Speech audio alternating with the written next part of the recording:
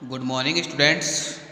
आज हम पढ़ेंगे क्लास 12th मैथ्स में चैप्टर 16 प्रोबेबिलिटी से रिलेटेड। स्टूडेंट सबसे फर्स्ट अपन प्रोबेबिलिटी में आज बेसिक इंट्रोडक्शन जानते हैं कि प्रोबेबिलिटी होती क्या है, प्रोबेबिलिटी में कौन कौन सी इवेंट होती है, श्योर इवेंट, इम्पॉसिबल इवेंट, इनकी प्रोबेबिलिटी कितनी होती है, प्रोबेबिलिटी का फॉर्मूला क्या है। तो सबसे पहले आज के वीडियो में हम प्रोबेबिलिटी से रिलेटेड बेसिक कंसेप्ट जानेंगे स्टूडेंट्स। तो देखिए बेसिक कंसेप्ट प्रोबेबिलिटी। प्रोबेबिलिटी का मीन स्टूडेंट्स सबसे पहले अपन जानेंगे प्रोबेबिलिटी का मीन क्या होता है स्टूडेंट्स प्रोबेबिलिटी का मीन होता है पॉसिबिलिटी। क्या होता है? पॉसिबिलिटी। जैसे पॉसिबिलिटी का मतलब कि हिंदी में होता है संभावना। जैसे मैं कहूँ भाई, जैसे ए कोइन, जैसे कहने का मतलब संभावना किस तरीके से, पॉसिबिलिटी किस तरीके से होती है स्टूडेंट। जैसे मैंने बोला a coin is tossed 2 times, a coin is tossed 2 times, then possibilities are.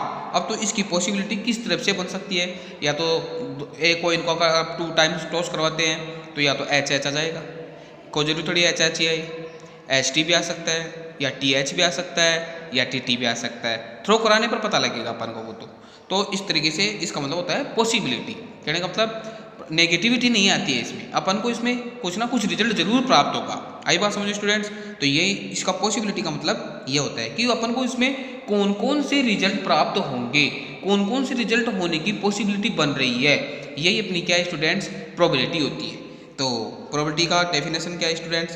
The possibility of the occurrence of an event is expressed numerically. कहने का मतलब है, जैसे मैंने कहा मैंने ए कोइन को थ्रो करवाया, जैसे मैंने ए कोइन को 1 टाइम थ्रो करवाया, तो मैं इसमें जितनी पॉसिबिलिटी बन रही है, यानी संख्यात्मक मान, न्यूमेरिकल का मतलब होता है स्टूडेंट इसमें संख्यात्मक जो वैल्यू होती है मैं उसको क्या करूँगा, नोट करूँगा। जैसे मैंने ए कोइन को 1 टाइम थ्रो करवाया तो इसमें क्या आता है स्टूडेंट्स, या तो एच आता है या टी आता है।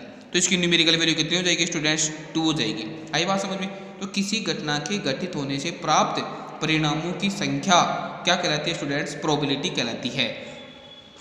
डेफिनेशन फिर से देखिए, the possibility of the occurrence. Occurrence का मतलब होता है स्टूडेंट्स परिणाम। क्या होता है स्टूडेंट्स? परिणाम, यानी आउटकम्स, जिसे आप आउटकम्स बोलते हो। तो occurrence of an event is expressed numerically, then it is called probability. यानी हिंदी मीन है किसी घटना के घटित होने से प्राप्त परिणामों की संख्या क्या कहलाती है? प्रोबेबिलिटी कहलाती है। यानी जिसमें जितनी पॉसिबिलिटी बनती है, अपन थ्रो करवाएंगे, जैसे कॉइन ले लो, डाइस ले लो, तो इसमें आपको रिजल्ट आने की पॉसिबिलिटी प्राप्त होगी। आई बात समझ में स्टूडेंट्स।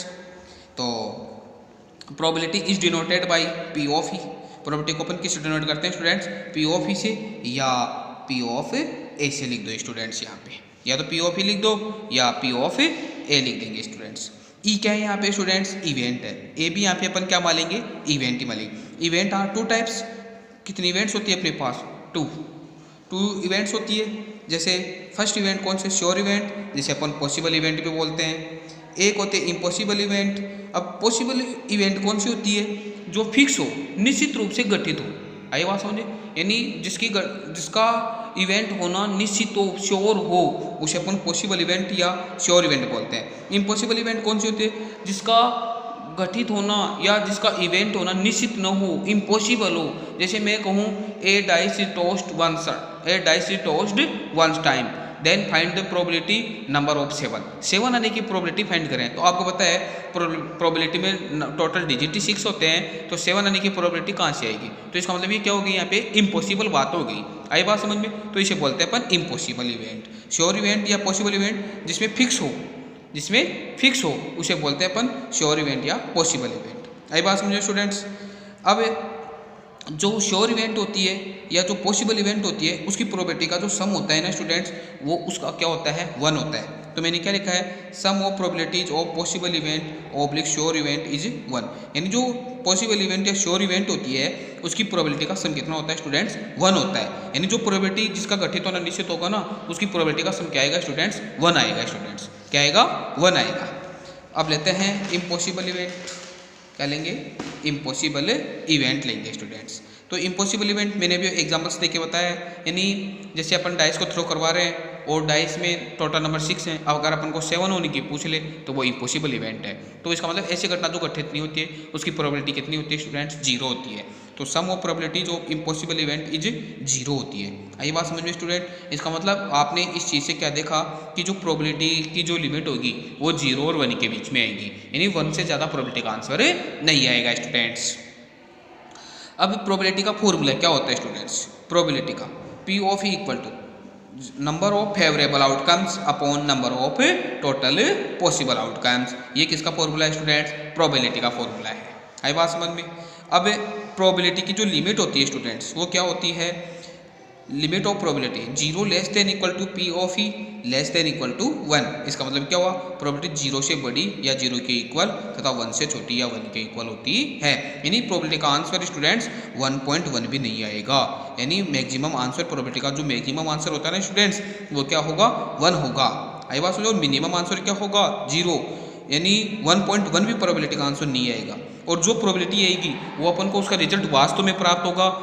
इसका मतलब प्रोबेबिलिटी नेगेटिव नहीं होती है कभी भी। क्या नहीं होती है, प्रोबेबिलिटी नेगेटिव नहीं होती है। तो probability is not always negative, probability कभी भी नेगेटिव नहीं होती है स्टूडेंट्स। आई बात समझे स्टूडेंट्स। अब जानते हैं कॉम्प्लीमेंट्री इवेंट्स। कॉम्प्लीमेंट्री इवेंट्स किस किस को मिलकर बनती है स्टूडेंट्स, एक तो श्योर इवेंट्स है और एक अनश्योर इवेंट्स यानी एक इम्पॉसिबल इवेंट्स है। तो प्रोबेबिलिटी ऑफ ई ये तो है श्योर और ये है अनश्योर यानी इम्पॉसिबल। तो इन दोनों प्रोबेबिलिटी का जो सम होता है वो क्या होता है, 1। यानी ई बार, इसको बोलते हैं अपन ई बार। ई बार किसको डिनोट करता है, यानी जो न हो। ई बार किसको डिनोट करता है स्टूडेंट्स, जो न हो उसे। तो इसका एक्सचेंज करेंगे तो probability of E bar equal to 1 minus probability of E होता है। तो कॉम्प्लीमेंट्री इवेंट का फॉर्मूला क्या होता है, यानी जो प्रोबेबिलिटी अपन को दी हुई हो और उसमें न होने की पूछे, जो प्रोबेबिलिटी अपन को दी हुई हो और उसको और प्रोबेबिलिटी अपन को न होने की पूछे तो उसे कहते हैं अपन probability of E bar equal to 1 minus probability of E. ये होता है कॉम्प्लीमेंट्री इवेंट का फॉर्मूला। आई बात समझ में स्टूडेंट्स। प्रोबेबिलिटी की मैंने आपको लिमिट बताई दी है और प्रोबेबिलिटी का मैंने फॉर्मूला समझा दिया है। इम्पॉसिबल इवेंट और आज के वीडियो में हमने प्रोबेबिलिटी से रिलेटेड बेसिक इंट्रोडक्शन जान लिया है और नेक्स्ट वीडियो में अपन जानेंगे इनके रिजल्ट निकालना, जिसे अपन सैंपल स्पेस बोलते हैं। क्या बोलते हैं, सैंपल स्पेस निकालना सीखेंगे स्टूडेंट। आप आज के इस बेसिक कंसेप्ट ऑफ प्रोबेबिलिटी से रिलेटेड जो बेसिक कंसेप्ट मैंने आज आपको बताया है, आज आप इस वीडियो को ढंग से समझिए और देखिए। Thank you very much.